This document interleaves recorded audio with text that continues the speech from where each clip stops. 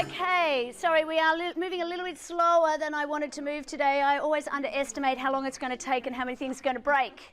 So, core rules of consideration on one slide with a couple of things that we just need to highlight. So again, just right at the beginning of recording, for those of you who only watch them for 5 minutes, core rules. Consideration must move from the promisee. Don't let that fool you into thinking that in an agreement, in a bilateral agreement, we only ever have one promisee. Think of it as an exchange of promises. For every promise that is made, or every group of promises that is made, we need to exchange a corresponding promise. Consideration needs to be sufficient, but it doesn't need to be adequate. It needs to be something that the law will recognise, but that could be nominal. By nominal, I mean small, marginal in number. Value is not important. Past consideration is not good consideration, and performance or promise to perform an existing legal duty is also not sufficient consideration. So this is what we mean by good consideration. You need to test, firstly, is there consideration? Were there promises exchanged in relation to the bargain? Is there this benefit detriment? But then also, is it real consideration? Is it good consideration? Or was it just a promise to do something that they had to do anyway? Is good interchangeable with sufficient though? Is that what? Or are you making a distinction? I'm not purposefully making a distinction, which is why I'm stopping because you make a very good question. So the question was, is good interchangeable with sufficient? I would say that all sufficient consideration is good consideration, but good is a broader term. So good would be synonymous with consideration that the law would recognise. And then also this idea that part payment of a debt is not good consideration. I suspect maybe my little green box should go down and surround that term as well. So, consideration needs to move from the promisee. So a promisor's promise can only be enforced by the promisee if they have provided consideration for that promise.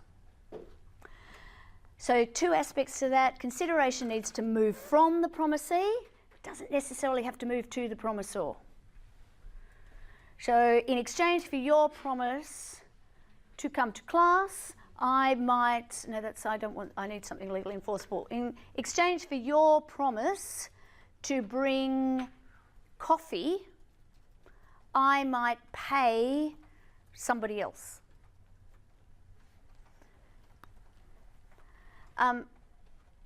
When consideration doesn't move to the promisor, we can sometimes have issues around privity. So by privity here I mean who are the parties to the contract, because only the parties to a contract can sue on it. But from a consideration question, payment or promises moving to a third party in many circumstances will still be good consideration. Actually, we've just done that one before. I'm just going to flip through there. Sufficiency versus adequacy. Consideration needs to be something the law regards as valuable, but it doesn't require parity. Sorry, I'm getting slides up here that were that I meant to hide because we'd spoken about it. Although I do want to mention Thomas and Thomas, because I, for the life of me, could not remember that one in the tute, what the facts were. And you're right, it was Cools and Baggett that I had in my head, mixed with another one that we deal with later with the cinema woman who worked in the cinema and shacked up with the managing director in a little house in a laneway. And I just had the two of them, two cases completely wrong. So here, so the promise was made that the wife could continue to live in the house for the rest of her life, but she still needed to pay rent, but it didn't need to be adequate rent. It just needed to be something that the law would recognise, and £1 a year was sufficient. And Nestle, these throwaway chocolate wrappers, were sufficient consideration.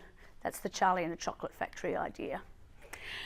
So the case that's really important to think about in understanding this sufficiency adequacy dialogue is the decision of Justice Kirby and Woolworths and Kelly.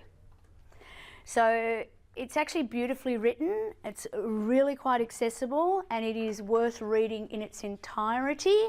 It's in the case book at 480, but basically Kirby raises these 5 points as to the reasons why. Sorry, that's... It's back now. Oh, it's back, thank you.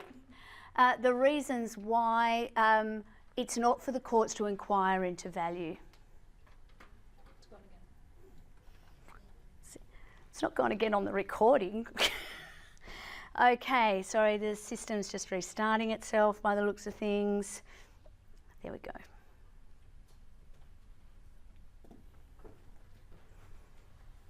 Come on.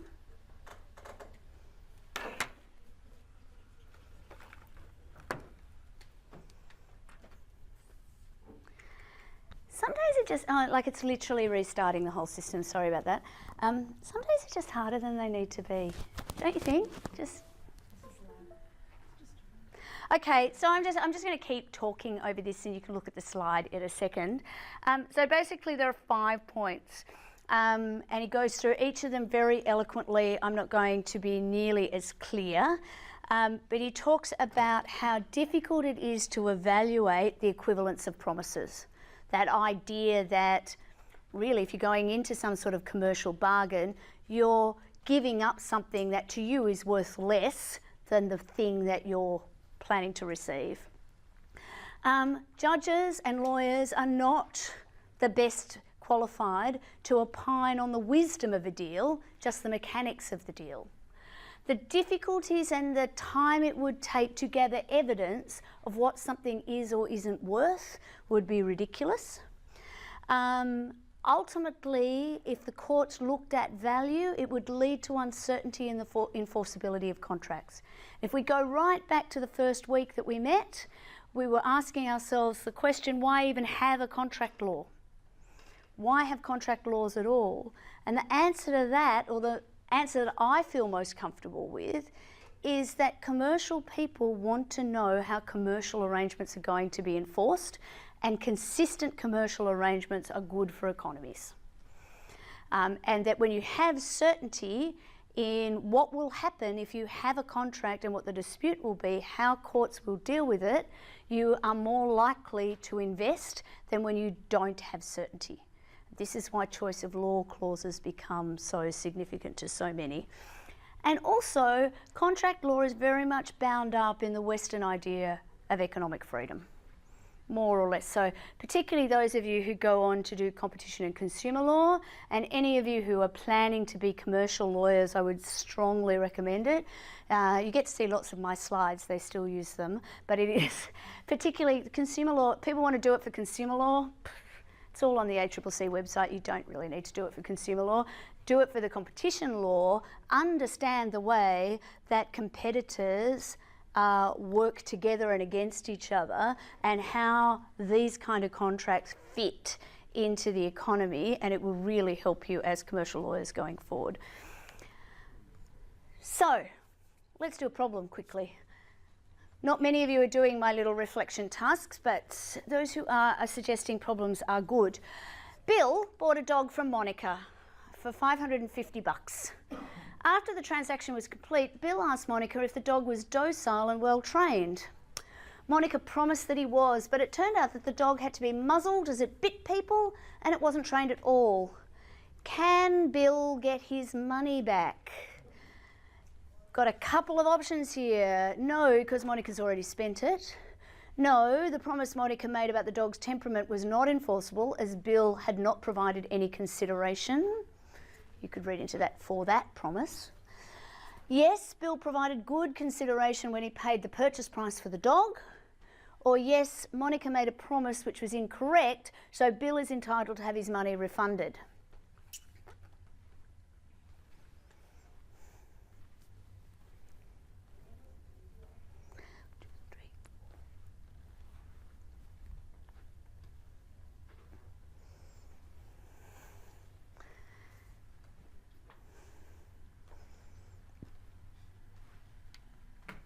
Oops, I hate when I do that. This one is the slides. Show results.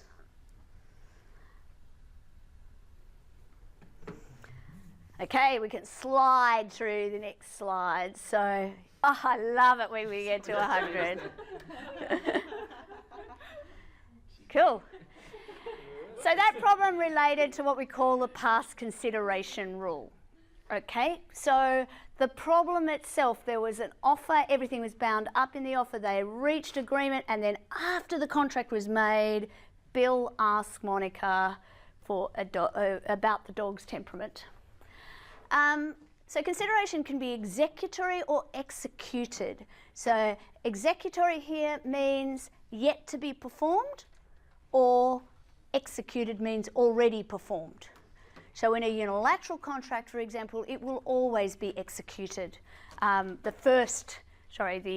offeree's consideration will always be executed, but it cannot be passed. Key case that would have helped you with that is Rascola and Thomas. All right, what about this one? When will a promise to pay for past services be binding? For extra points, and I should have kept the chocolates and doled them out later. Can you provide a case example?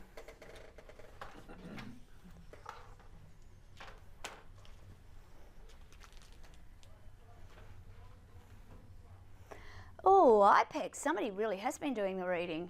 I don't even think I have a slide on IPEX, but excellent. Would that person like to incorporate an example?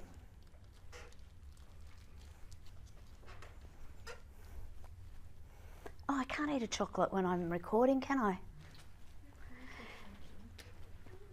Lampley and Braithwaite. Excellent example. But again, some words around that, because those cases have been and gone.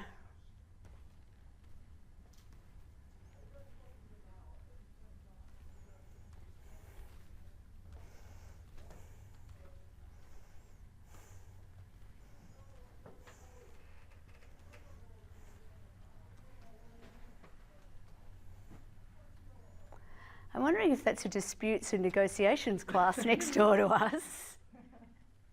They're very animated, aren't they? Perform services made at a promisor's request and a promise to be subsequently paid is good consideration. So the request is very important. Services are performed at the request of the promisor. Give me a couple more seconds, see if there's any more. So the exceptions are absolutely. So for past performance, there are exceptions to the rule. Lampley and Braithwaite is a great one. I like the Lampley and Braithwaite case, not the least because I think this first class I ever taught, I think it was the first one, I was as nervous as you can possibly be. I'd done so much preparation, it was insane. And I had a guy in the class who completely irrelevant to the story really, but he was blind, like legally blind, and he, as a consequence, he had terrible body language. You know, like people who can't see you, their heads are looking in all sorts of odd directions, and I didn't actually know he was blind at this stage. And we were talking about something or other, and he just out of the blue, he says, "Oh, Lampley and Braithwaite, like." Competition class, it had nothing to do with this. I did not remember this case, and it was actually not even particularly on point, but he just completely threw me, and I went through the floor. I just how on earth I'm going to need to know every case ever in order to teach this. And because I didn't know the case, of course I couldn't actually tell him he was wrong, and he didn't care anyway because he couldn't see that I was completely flawed, so he just went on and on and on about how relevant this case was. I just completely lost it. But anyway, enough about me. But this is, as a consequence, it's always interested me as a case. So effectively in this one, and now of course I won't remember a key detail, which one was Lampley and which one was Braithwaite, but one of them was languishing away in jail, and the other one promised to ride around the country and amass the goodwill of the king and others to helping him get off this charge. And, you know, he went and got on his horses and went to taverns and had conversations, but in the meantime, the other one languished away in jail and died. And so he sent an account for his costs to the estate, who refused to pay. And ultimately it was found that, well, they should have paid, because it was quite clear that there was an intention that the acts were being done at the request of the gentleman who was languishing in jail. He couldn't do them himself, and it was always expected and understood that his costs would be compensated. Again, cases patents and power on, much more recent cases, which actually enumerate what the rule is. Past consideration will be good consideration if it's provided at the request of the promissor, the parties had an understanding that the act would be remunerated, and if the promise had occurred in advance of the act, it would have been enforceable. Subsequent promises are seen as merely acknowledging their indebtedness and defining the amounts. Again, if you are writing a contract, you do not want to be relying on this, okay? That's a whole lot of evidence that you need to be able to bring that demonstrates that there was a request, that there was reliance, that that reliance wasn't something separate from the bargain. We've already talked about where reliance doesn't work today. You want to be documenting this in a way that makes it clear what your client's rights and responsibilities are. These things only come out in the woodwork when we have a dispute at the end. So the questions, concerns? I heard a murmur. The existing legal duty rule we've mentioned a number of times, but we haven't talked about this term, an illusory promise. We'll talk about that a lot in certainty. But, you know, spoiler alert, let's know a bit more about certainty now. What do you think what this idea of illusory is here? We might have used the words an illusory promise. Not clear? It fits into certainty, so clarity is part of it. It's probably a better word than clear, though. Disingenuous? Disingenuous. It might be it's often done as in an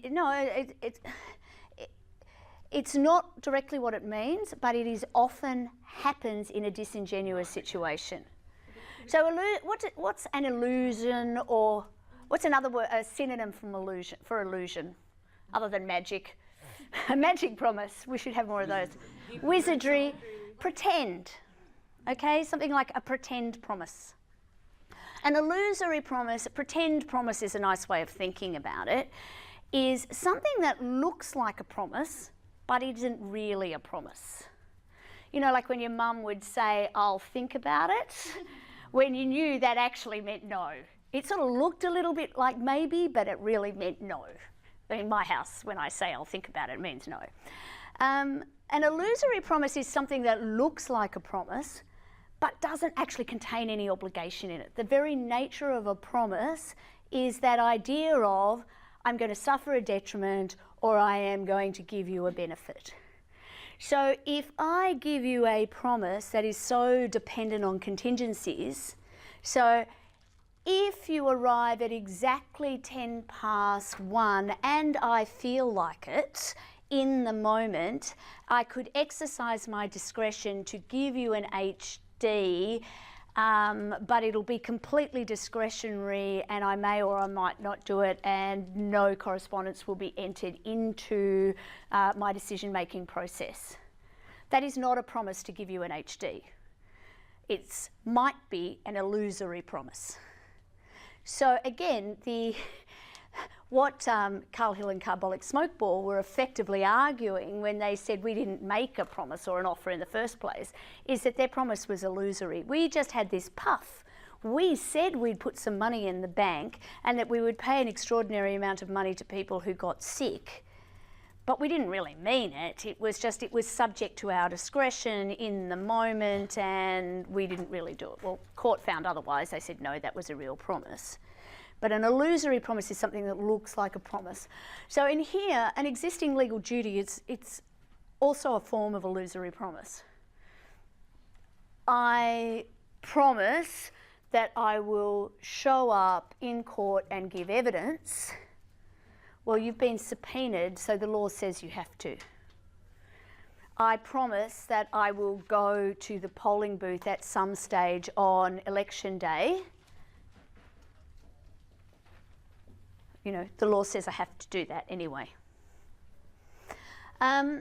So existing legal duties can arise from public duties, duty to give evidence, jury, literally it's called jury duty, isn't it? But it can also come out of a pre-existing contract. Might also come out of the role that you play. So an example I gave in the tutorial last night was, if you are a police officer and you find some missing goods that might actually be subject to a reward as well, you found those goods and you return them as a consequence of your employment contract. So you are performing an existing legal duty, claiming the reward. You will have difficulty demonstrating the consideration, because consideration isn't, or something that you do in performance of your existing legal duty can't be consideration.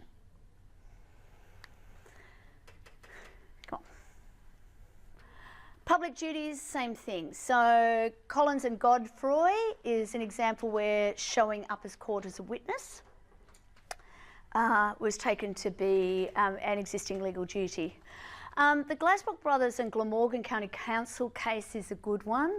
That demonstrates that you might have an existing legal duty to do something, but if you do something over and above that public duty, then that might be enough. So in that case, that was during a strike at a coal mine in England, and the picketers at the fence were getting quite violent and stopping those people who weren't on strike from getting into the mine.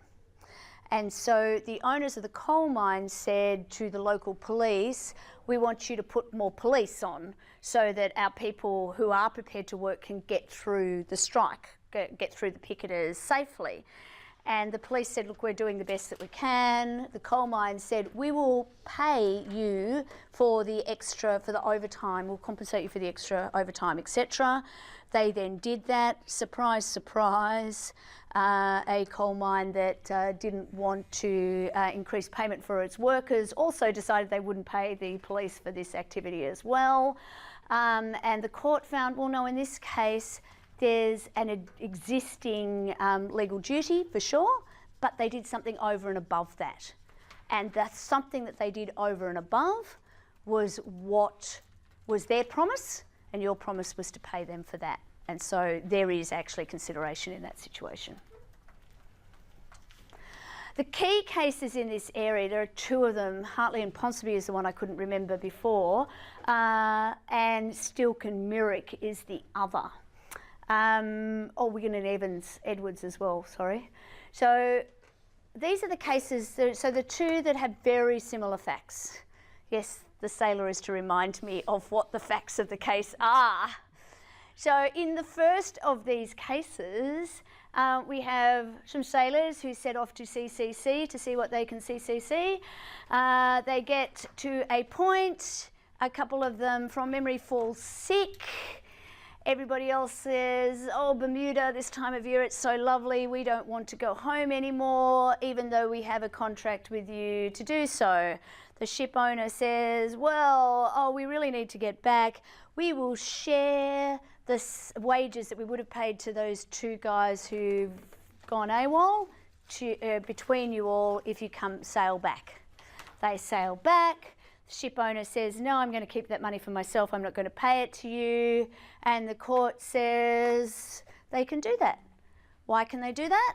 Because you had an existing legal duty to do your job. That was your job. You were contracted to sail back. You have to do that. Compare, subsequently, Hollow sailors go off to CCC to see what they can CCC. They have a mutiny at the halfway point. Roughly half of their number are either killed or put in jail. I think they're put in jail. Let's go with that. It seems so much nicer this time of night. And so there's only half the original number to sail back. They say, no, we don't like working for you. It's all very unpleasant, and it's going to be a whole heap more work for us if we sail this ship back.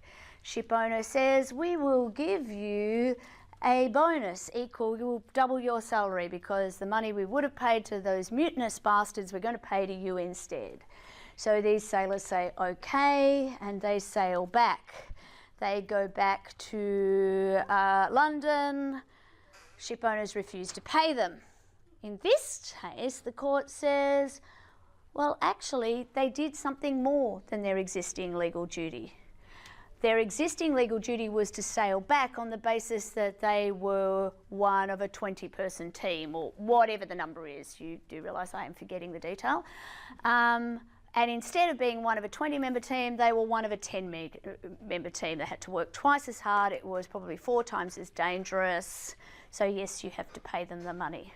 I think that illustrates the point really nicely. So what are the exceptions to this existing legal duty rule? So the easiest one is fresh consideration. So the case I just discussed, there was fresh consideration there. They were doing something extra and being paid something extra. Practical benefit, which is the one that I really want to spend a bit of time on today. Promises to third parties. So in particular, I think it's Hermachand and I'm going to say it incorrectly. The one where Lord Muckety Mark, his son goes to India to have an adventure in the colonies, and he borrows some money from a moneylender and refuses to pay it. And Lord Muckety Muck sends a cheque and says, I'm sending you this as part payment of the debt, but if you bank this cheque, then I'm going to consider that to be your agreement to release my son from the rest of the debt. Cheque was banked, moneylender then goes to sue for the balance, said I never agreed to release your son from the debt, and we all know that part payment of a debt is not good consideration for a promise to release the debt. What did the court say? Court said, no, but it would be a fraud on a third party if you accepted the third party's money, which was clearly given to you in exchange for your promise to release the other person's debt. Now, my view is that that is possibly a product of its time, that case. And if Lord Muckety Muck were the moneylender and Himachand, Pamachand, or however you say their name, I need the case name in front of me to even have a go, if they were the lender, that we might have come up with a completely different outcome, but we didn't. That's what we've got. So a promise that's made to a third party is a way around the existing legal duty rule. Aisha. Just want to rephrase what you said and see if I get it. So do you mean if you take Steffi, you hijack it, sorry Steffi, and then you said I want that money because she owes you whatever, $100, and then I come in, I say take $70, $70, I release Steffi. Release the balance of the debt to Stephanie. Absolutely. So let me say that out loud. So I just want to make sure everybody heard. So Steph here owes me $100. She is either refusing to or cannot pay. Aisha here, out of the goodness of her heart, comes and says to me, stop hassling Stephanie. I will give you $70 right now if you release Steph from the balance of her debt.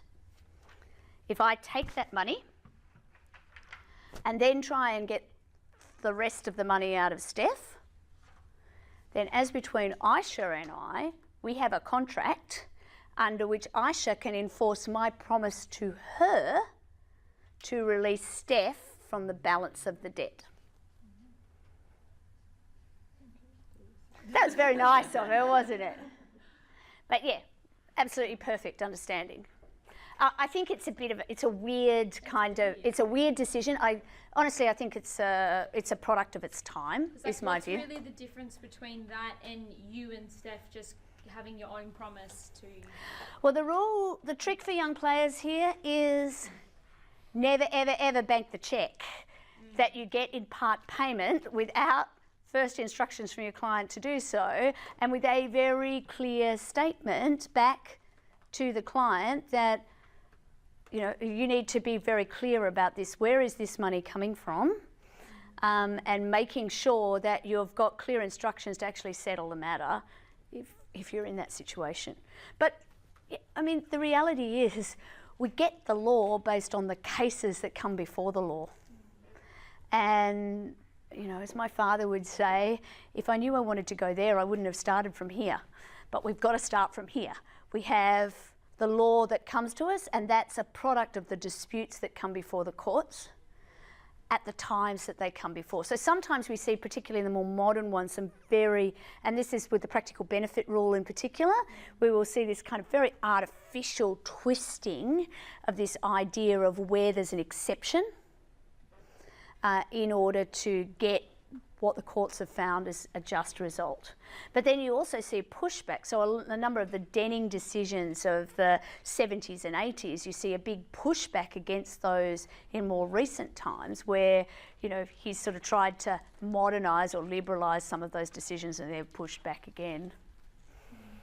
Just a question sort of in relation, you know, when you kind of see cases being of their time, do they lose any validity in the courts because of that? No. So No. you feel like, Well, there's a couple that we'll see. in 10 years, so On the weekend, when do we get to it? We'll talk about intention. Yes, that's then. We'll talk about a key case in relation to intention is the Ermogenes decision, where the courts actually use the word, I can't remember which judge it is at the moment, but saying we can't let decisions ossify the law. The law is a living, breathing thing that needs to respond to the people. And those of you who might have watched the Ruth Bader Ginsburg documentary recently, ultimately that sort of was the big dispute between Bader Ginsburg and his name, the Italian Conservatives judge who died just after Trump or just before Trump came in, can't remember. Scalia, that's right. That question about, well, in that context, it was the American Constitution. Do we read it based in a modern context, or do we go back and think what is it that the founding fathers of that country meant when they wrote those things down? And both are very valid jurisprudential approaches to thinking about how the law works. But at the end of the day, the law we've got is the law we've got, and it's built based on the cases that come before it. So tell me, what's the rule in Pinnell's case?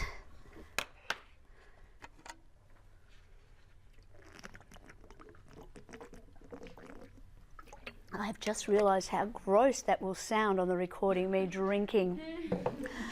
Oh, I am so sorry. I have no idea how I'm going to find where that is, either to edit it out. The chances are really, really small. I don't know, tweet something gross at me. I don't think anybody listens to them this far in anyway, so we could say just about anything, I think. And now I have an extra child in my life. I'm not sure I can go through and edit to that degree.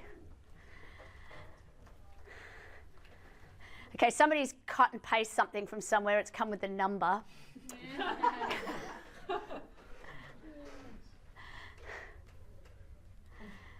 Part payment of a Thermomix debt on a due date is not sufficient. I love the Thermomix. You should always pay for your Thermomix. Payment of payment of a part debt is not sufficient consideration for a promise. Okay, we're mixing up quite a lot of concepts in here, so let's say it out loud. A promise to waive part of a debt requires consideration in order to be binding. Part payment of that debt will not be good consideration for a promise to waive the part of the debt you haven't paid. So Pinnell's case is very, very old law. Oh, I see. It's because it's for your mum. You're talking about the Thermomix, because mums love Thermomixes. Love it. I get it. I forgot. This time explain it so your mum could understand. I'm a mum. I love my Thermomix. Do you really have one? I do really have one. I love it. I could not do this job without it. Seriously. You really, I could see, so all these people in this room are worried about their careers, but if I couldn't feed my family quickly and nutritiously, I couldn't spend nearly as much time preparing for these classes. It is one step away from a replicator. It's Star Trek level. Oh, it's, Next level. all right, let's have a look. Shall we? The rule itself, so it goes back to 1602. I'm pretty sure this is the oldest case that we deal with. I don't think we go back any further than that. Interestingly, though, Pinnell's case itself quotes even older cases. I think I've told some of you previously, I don't think I've ever actually seen it itself. It is actually quoted in other cases. So, in fact, where we see it come up usually is in the Folks and Beer decision. And the rule is effectively that part payment of a debt on the due date is not sufficient consideration for a promise to waive or discharge the balance of that debt. So there are some exceptions, in particular if you add some fresh consideration. So you do something like part payment of, let's use the $100 example. Steph owes me $100. We're going back to your debt over and over again here, Steph. You owe me $100. You can't or you won't pay it. But I say, well, if you pay me $80, I will release the balance. If you pay me $80 the day before it's due, that could be enough because it's new, it's fresh consideration. I've got an added advantage. I'm getting my $80 a day sooner than I otherwise would. Or if you add something else in, a chocolate bar, a pencil, a dirty shoe, walk my dog, I don't know, clean my Thermomix.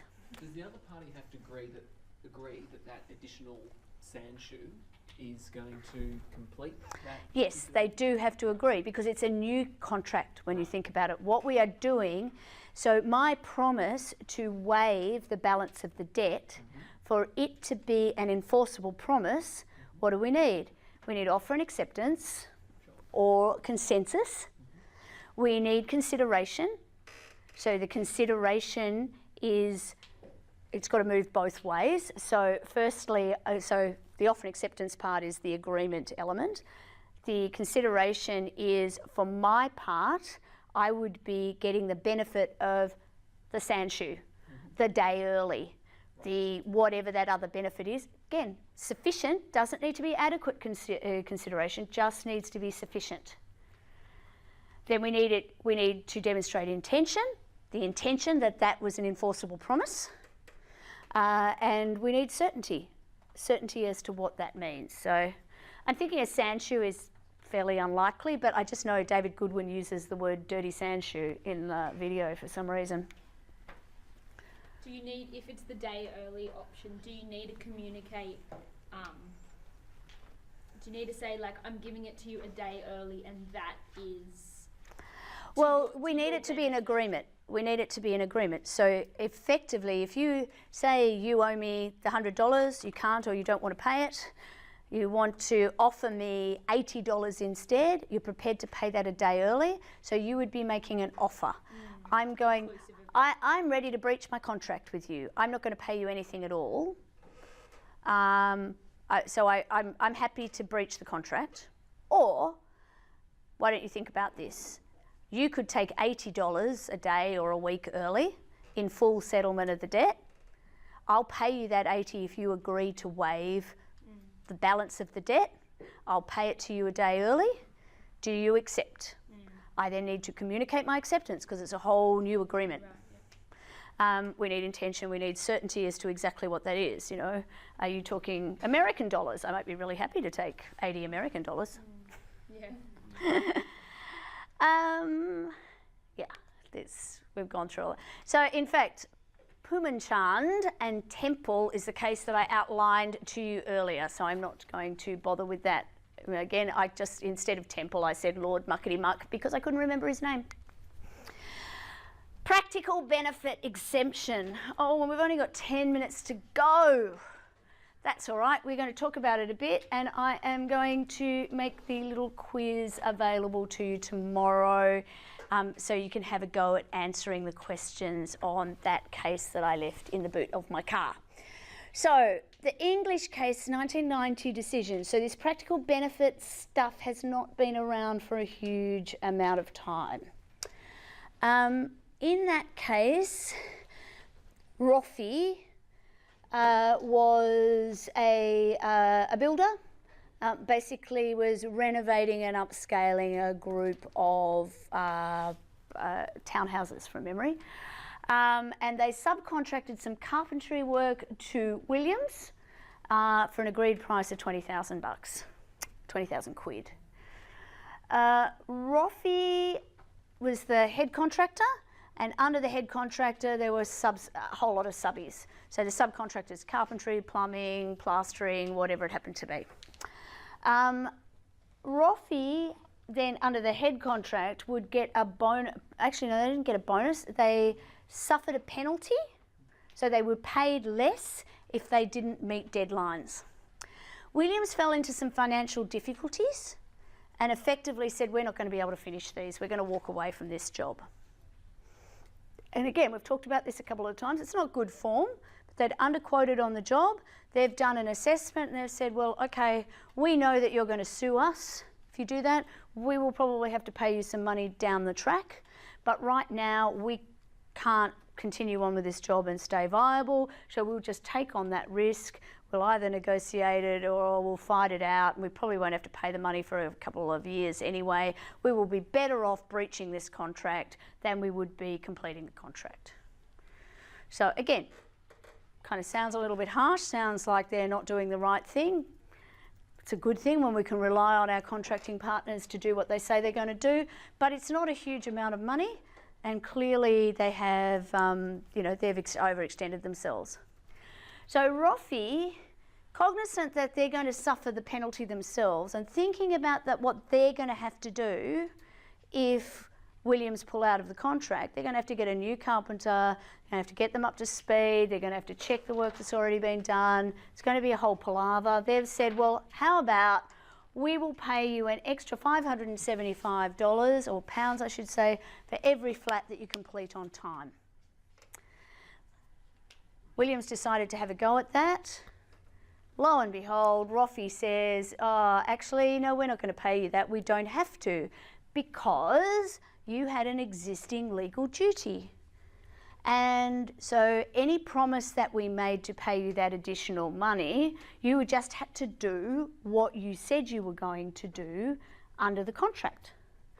And the court said, actually, Williams' performance conferred a practical benefit to you, which technically amounted to sufficient consideration. In fact, actually, that slide there's a little bit misleading. It says it amounts to sufficient consideration. It's actually an exception. They found that the practical benefit was an exception from the requirement for consideration for that promise. So, interestingly, in Select Move, a 1995 decision, the court held that this practical benefit exception doesn't extend to merely discharging a debt. So the rules in Pinnell's case is still there. So, and often there is a practical benefit in taking a smaller amount and not having to fight for the balance, but it's still there. So the Australian version of this principle is in the Musamet and Winnedell case. Not terribly dissimilar facts. Musamet had a fruit market in a shopping centre. Winnedell, the shopping centre owners, leased another shop in the premises to fruit shop. Musamet's profits went down radically. They said, look, this is too hard for us, we're going to quit, we're going to move out. Winnerdell said, no, we don't really want you to do that. We'll reduce your rent for the time being until things pick up a little bit, because we don't want to have empty shops in our shopping centre. That's bad for everybody. We'll do that. So they reduced the rent for a while, and then things picked up, and then they went and said, well, we're going to put the rent back up again now. And by the way, actually, you had an existing legal duty, and so there was no consideration for our promise to reduce the rent, so you owe us 2/3 of the rent now as well. And Justice Santow then looked to this idea of practical benefit. Justice Santow said the promise would be binding because Winnerdell received a practical benefit, that is, in maintaining a fully let shopping centre. The beneficiary's performance must be worth more than any remedy against the beneficiary. So again, we actually almost move away from that idea of adequate and sufficient here. That's my analysis, by the way. The courts haven't used that language at all, but the courts have said we're going to take into account that the benefit that they got from agreeing to the reduced rent was worth more to them than the remedy that they would have had if, in this case, Musamet had left and just, quit the contract early. But they got this bigger benefit.